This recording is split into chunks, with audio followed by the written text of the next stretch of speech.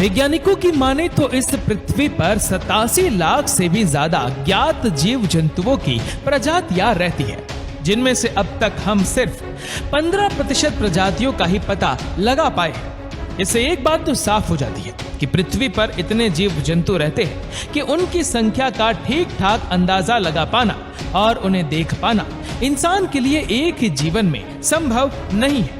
लेकिन यहाँ सवाल खड़ा होता है कि आखिर पृथ्वी पर इतनी बड़ी संख्या में जीव जंतु कहां से आए और इंसानों के जन्म के लिए कौन सी परिस्थितियां जिम्मेदार रही होगी। ये सभी सवालों के जवाब जानने के लिए हमें वक्त में थोड़ा पीछे जाना होगा। यहाँ विज्ञान की मदद से पृथ्वी के निर्माण और उस पर जीवन की शुरुआत का सटीक अनुमान लगाया जा सकता है। इस ब्रह्मांड में पृथ्वी का सफर आज से तकरीबन 4.5 अरब साल पहले शुरू हुआ था, जब धूल के कण और चट्टानों के आपस में मिलने की वजह से पृथ्वी का निर्माण हुआ था। उस समय पृथ्वी की सतह पिघले हुए लावा से कवर थी, यानी पृथ्वी अपने शुरुआती दौर में आग के एक गोले के समान थी जो सूर्य का चक्कर लगा रही थी। उसके बाद पृथ्वी की सतह पर लाखों सालों तक छोटी छोटी चट्टानों की बरसात होती रही, जिसकी वजह से उसका लावा चट्टानों से ढक गया और पृथ्वी की सतह पर ठोस सतह का निर्माण हुआ। इसी दौरान थिया नाम का एक ग्रह बहुत ही तेज रफ्तार के साथ पृथ्वी से टकरा गया, जिसकी वजह से पृथ्वी का एक हिस्सा टूट गया।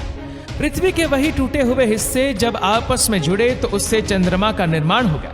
चंद्रमा के निर्माण से ही पृथ्वी पर जीवन की शुरुआत, सबसे महत्वपूर्ण अध्याय लिखा जाना था। लेकिन उससे पहले पृथ्वी को कई तरह के बदलाव से गुजरना बाकी था।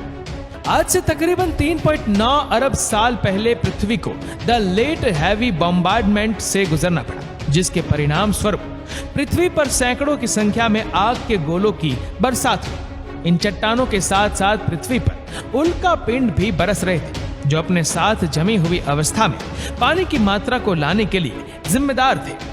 पृथ्वी पर रोजाना सैकड़ों की संख्या में उल्का पिंड टकरा रहे थे, जिसकी वजह से उनके अंदर मौजूद बर्फ के छोटे छोटे टुकड़े पृथ्वी पर इधर उधर फैलने लगे। पृथ्वी का तापमान उस वक्त भी गर्म था, इसलिए उल्का पिंडों के साथ जमी अवस्था में आया हुआ पानी तरल में तब्दील हो गया और उसी तरल जल की वजह से पृथ्वी पर समुद्र का निर्माण हुआ था। उल्का पिंडों की धरती से टकराने का एक फायदा ये भी था कि वह अपने साथ पानी ही नहीं बल्कि नाइट्रोजन गैस भी लेकर आए थे। हालांकि इसके बावजूद भी धरती पर जीवन की शुरुआत के लिए पर्याप्त साधन मौजूद नहीं थे, क्योंकि पृथ्वी के वायुमंडल में बहुत ही जहरीली गैस थी और यहाँ ऑक्सीजन का नामो निशान तक नहीं था। लेकिन इसी दौर में चंद्रमा ने अपना काम करना शुरू कर दिया था, क्योंकि चंद्रमा की वजह से पृथ्वी पर समुद्री लहरों का निर्माण होता है। आज से तकरीबन 3.8 अरब साल पहले धरती पर एक बार फिर उल्का पिंडों की बरसात हुई, जो अपने साथ पानी ही नहीं बल्कि विभिन्न प्रकार के खनिज समेत कार्बन, प्रोटीन और एमिनो एसिड लेकर आए थे। ये खनिज जब धरती पर बने समुद्र के साथ मिले तो उनकी मदद से पृथ्वी पर जीवन की शुरुआत के लिए जरूरी तत्वों का निर्माण हुआ। इसी के साथ ही चंद्रमा के निर्माण से धरती पर मौसम चक्र की शुरुआत हुई, जिसकी वजह से समुद्र का पानी भाप बनकर आसमान जाता और बारिश के रूप में दोबारा धरती पर बरसता था। पृथ्वी पर उल्का पिंडों का टकराव अब बंद हो चुका था, क्योंकि यहाँ मौसमी चक्र शुरू होने की वजह से सालों साल तक बारिश होती रही। इसी बरसात की वजह से पृथ्वी ने बहुत ज्यादा मात्रा में पानी सोख लिया था, जिसका इस्तेमाल आज आप और हम कुएं और हैंडपंप से मिलने वाले पानी के रूप में करते हैं। बारिश की वजह से पृथ्वी में नमी आई, नए जल स्रोतों का निर्माण हुआ और समुद्र का विस्तार होने लगा।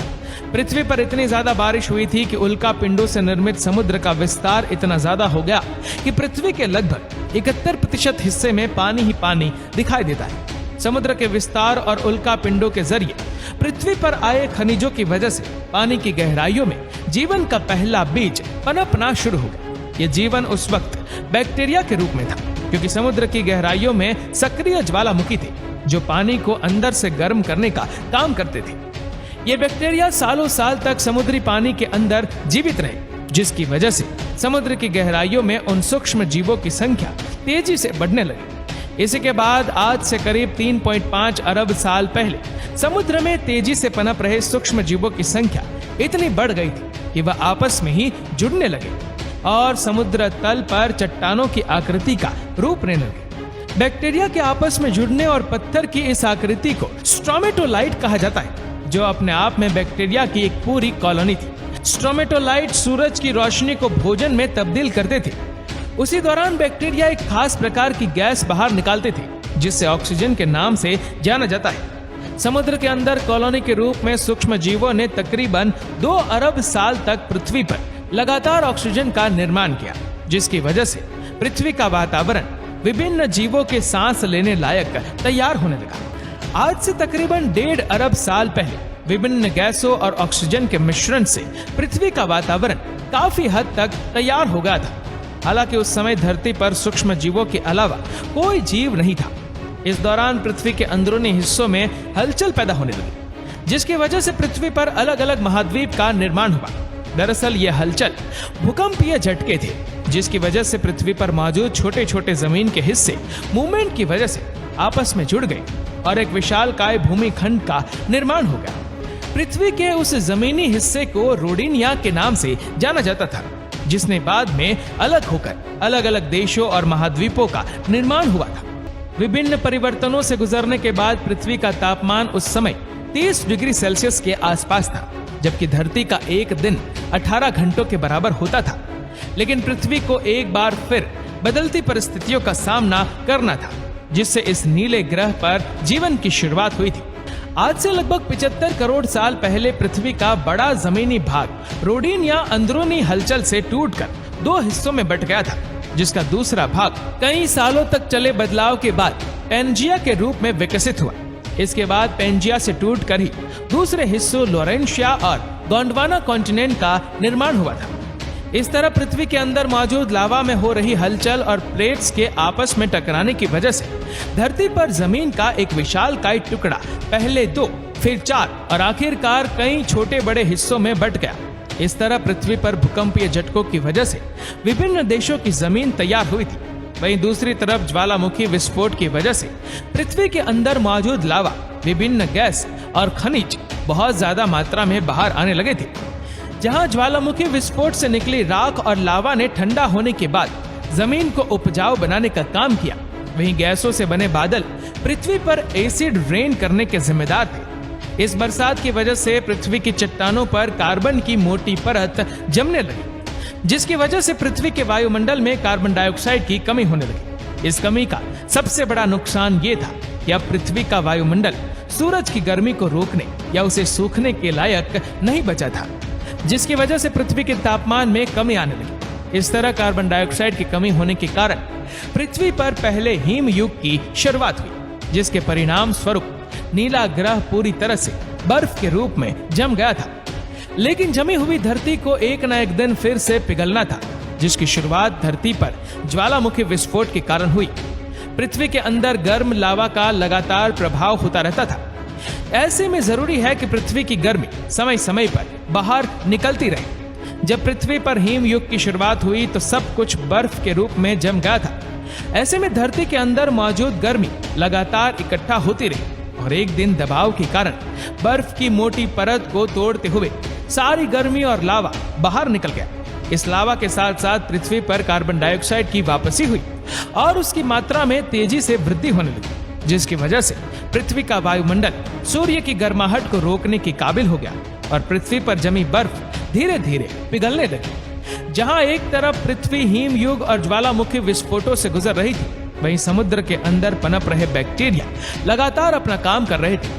आज से तकरीबन 54 करोड़ साल पहले पानी में ऑक्सीजन की मौजूदगी की वजह से सूक्ष्म जीव काफी हद तक बदल चुके थे, जबकि उनका शरीर भी विकसित हो चुका था।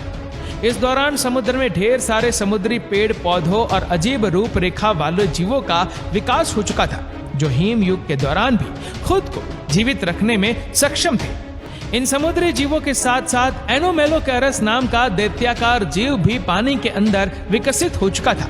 इसके साथ ही सूक्ष्म जीव से ही पिकाया नाम के जीव का भी जन्म हुआ था। ये जीव सिर्फ 5 सेंटीमीटर लंबा था, लेकिन उसके शरीर में कुछ ऐसा विकसित हो चुका था जो आगे चलकर इंसानों के जन्म के लिए जिम्मेदार होने वाला था। दरअसल पिकाया पृथ्वी का पहला ऐसा जीव था जिसके पास रीढ़ की हड्डी थी। इसी जीव के विकास के चलते पहले जीव जंतुओं और फिर इंसानों को रीढ़ की हड्डी मिली थी। आज से 46 करोड़ साल पहले धरती काफी हद तक जानी पहचानी हो चुकी थी, लेकिन यहाँ ना तो जीव जंतु थे और ना ही पेड़ पौधे और जंगल। दरअसल सूरज की हानिकारक किरणें लगातार धरती पर बढ़ रही थी, जिसकी वजह से जमीन पर किसी भी तरह के पेड़ पौधे विकसित नहीं हो पा रहे थे। लेकिन ज्वालामुखी विस्फोटों से निकलने वाली गैस की वजह से पृथ्वी के आसपास एक मोटी परत का निर्माण होने लगा था, जिसे ओजोन लेयर के नाम से जाना जाता है।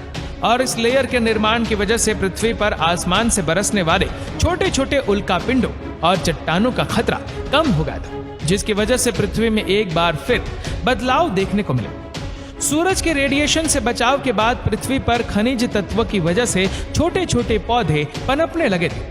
वहीं समुद्र में रहने वाली टिक्टालिक नाम की मछली पहला समुद्री जीव थी जो पानी से बाहर आई थी। इस मछली ने अपने विंग्स को पैरों की तरह इस्तेमाल किया और बीतते समय के साथ अपने अंदर पानी से बाहर रहने की विशेषताएं विकसित की थी। तकरीबन 1.5 करोड़ साल के लंबे विकास के बाद टिक्टालिक के शारीरिक अंग काफी हद तक विकसित हो चुके थे, जिसे टेट्रापोड्स के नाम से जाना जाता था। मछली से जमीन में रहने वाले जीव के रूप में परिवर्तित होने वाली यह प्रक्रिया अनोखी और अविश्वसनीय जरूर लगती है, लेकिन यह जीवन चक्र को चलाने के लिए भी जिम्मेदार है। आज से 36 करोड़ साल पहले टेट्रापोड्स के साथ साथ जमीन पर विभिन्न प्रकार के पेड़ पौधों की प्रजातियां भी विकसित हो चुकी थी।